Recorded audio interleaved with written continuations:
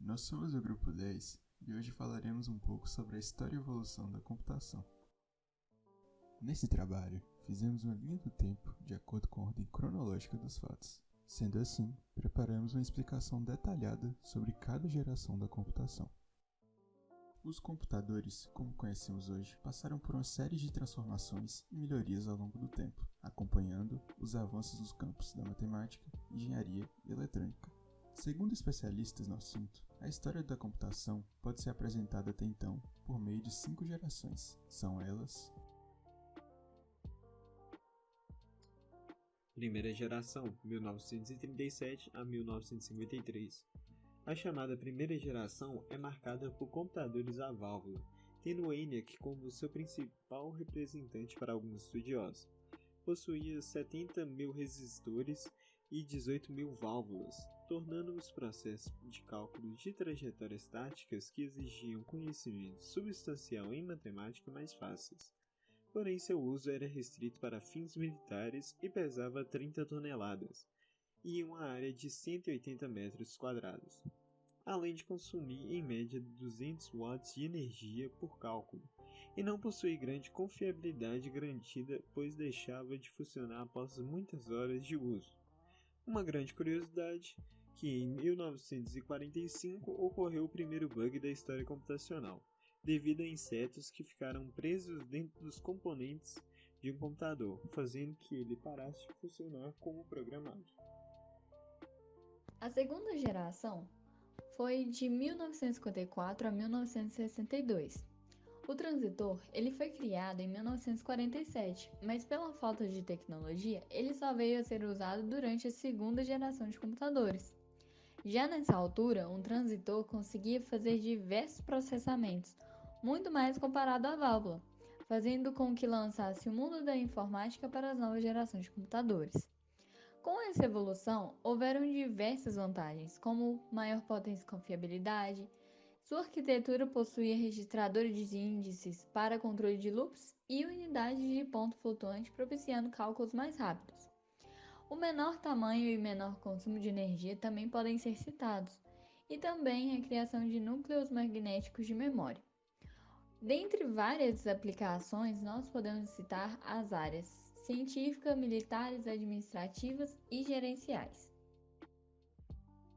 Eu vou falar agora um pouco sobre a terceira geração. A grande inovação que teve na terceira geração é o uso de um circuito integrado, ICs, semicondutores com muitos transmissores construídos em um só componente.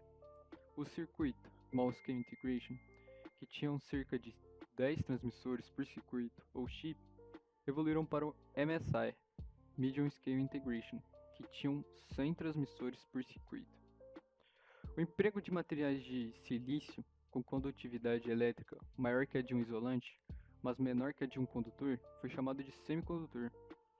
Esse novo componente garantiu aumentos significativos na velocidade e eficiência dos computadores, permitindo que mais tarefas fossem desempenhadas em períodos de tempo mais curtos. Apesar das facilidades trazidas pelos semicondutores, os computadores dessa geração não foram reduzidos, sendo que um dos modelos de mais sucesso, o IBM 360, chegava a pesar mais do que os seus antecessores. Nessa época, final da década de 1970 e início da década de 1980, os computadores passaram a ser mais acessíveis.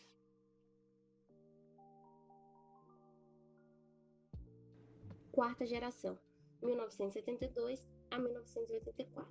A quarta geração teve seu início quando a Intel lançou o primeiro microprocessador, o Intel 4004, muito mais potente que os circuitos SSI e MSI de até então. Com o prosseguimento do projeto de miniaturização, surgiram circuitos integrados, LSI, circuitos de larga escala, com 1000 transistores por chip, e os VLSI, circuitos de larguíssima escala, com 100.000 transistores por chip. Esses novos circuitos passaram a ser chamados de microprocessadores. O aumento da velocidade nos processadores possibilitou a execução de um número cada vez maior de tarefas ao mesmo tempo.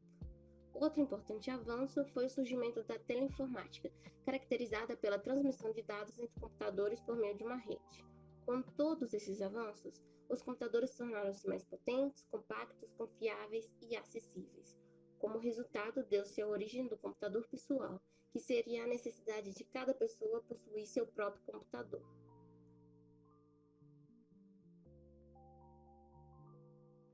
A quinta geração, que ocorre entre 1984 e 1990, ela é marcada pela unificação em grande escala, além de todo o processo da globalização em nossa sociedade, que acabou juntando dispositivos e a internet, no caso ondas eletromagnéticas, acabou unificando e ligando todo mundo.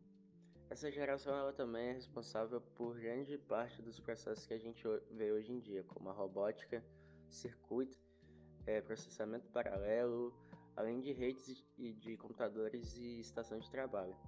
No caso, essas redes elas estão ligadas pelo processo chamado LAN e WAN.